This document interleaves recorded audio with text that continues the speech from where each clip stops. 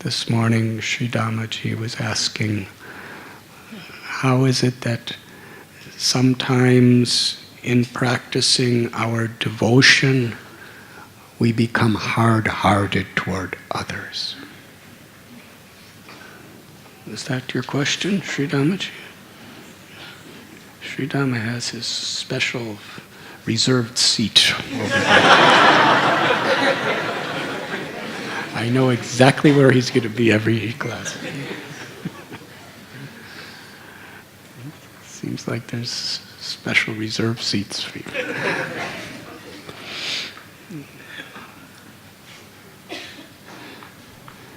But so often that is what happens. That's not about Krishna consciousness.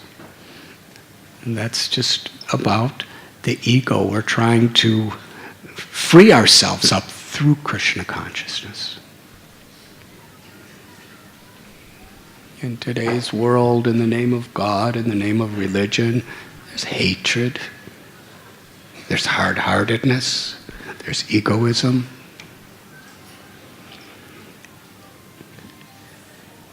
Everything that true spiritual life is meant to overcome, the whole purpose of it is contradicted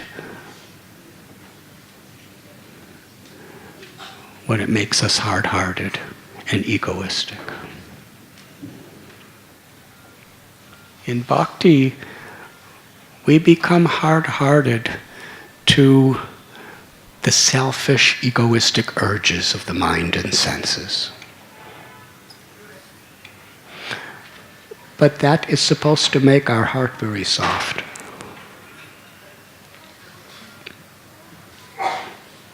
It makes our heart very soft toward loving God and compassion toward others.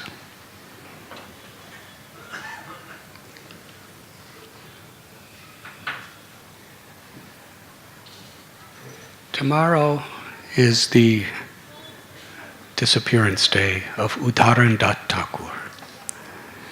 He was a very special devotee of Lord Nityananda Prabhu.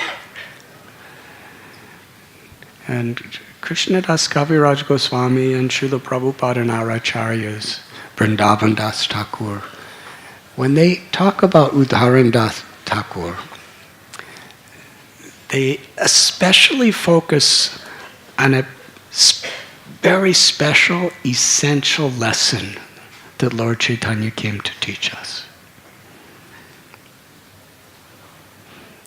That in bhakti, or on this true spiritual path, it is the quality, the essential character that is important. In the world today, so often we take things according to external appearances.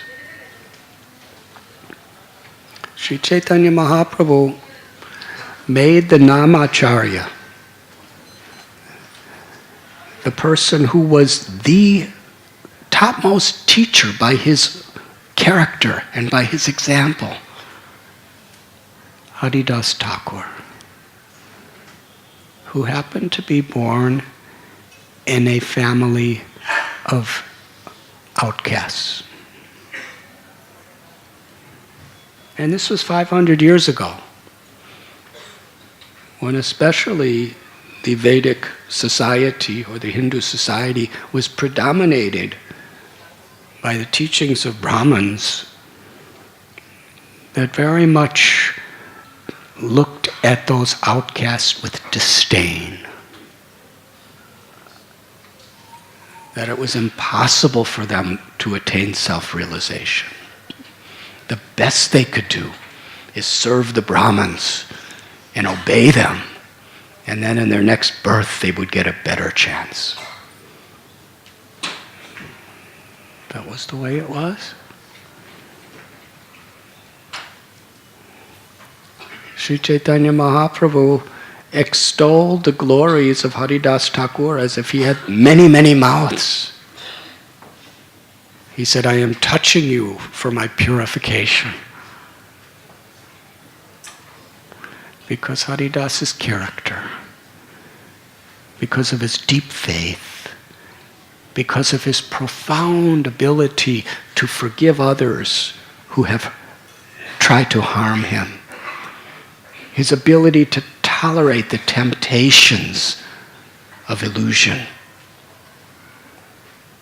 Maya Devi, in so many forms, tried to distract him, but he was focused on the holy name. Beautiful prostitutes and Maya herself appeared to him in a lonely place to distract his attention. But he was faithful to the holy name. And then another distraction. He was blasphemed. He was dishonored. He was sentenced to die for doing nothing wrong. He was tortured. He was beaten.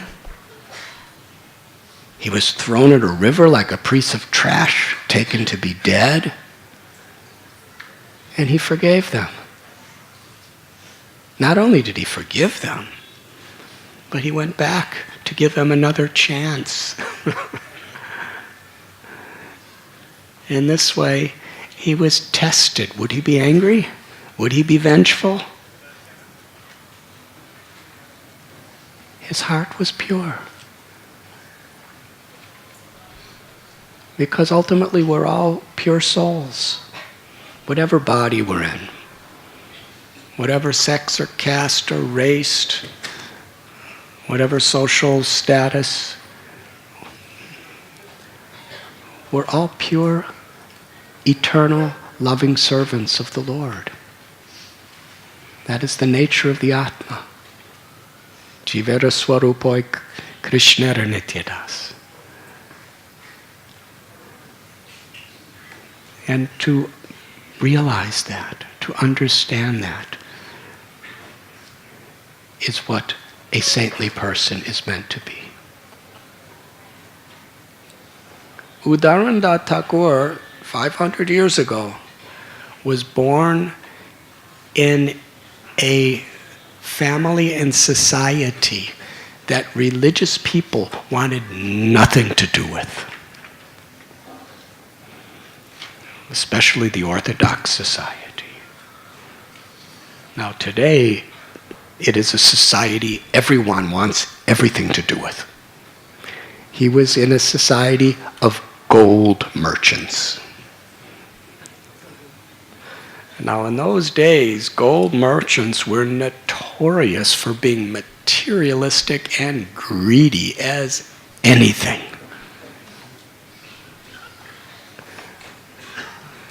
And they were considered by many to be the least likely to ever take to real spiritual life.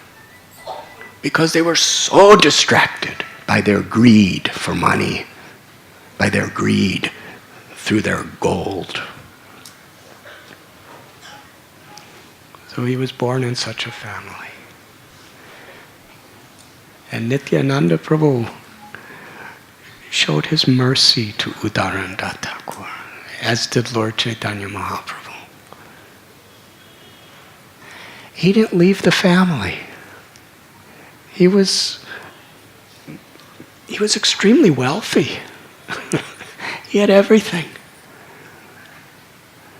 And Nityananda Prabhu, after visiting Kardaha, which is a place that later on he would make his own home, he went to Saptagram, the place of Udarandath Thakur. And by the time Nityananda Prabhu came there, Udarandath Thakur had already been giving Harinam, the holy names of the Lord, the knowledge of Srimad Bhagavat, Bhagavad Gita, to everyone. And all these people came to welcome Lord Nityananda with profound humility, respect, and devotion. They were inviting him to their homes. And Nityananda Prabhu was accepting their prasad because they were great souls. And they were having kirtans in the street. Vrindavan Das Thakur said, there was no such ecstatic kirtans anywhere as in Saptagram. And they were all from the caste of gold merchants, who were considered the most hopeless.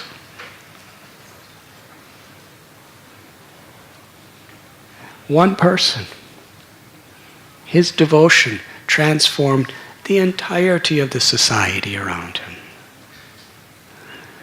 In fact, Srila Prabhupada writes that when he was a child, his parents would bring him to Saptagram, to that temple of Udarandat Thakur. So special.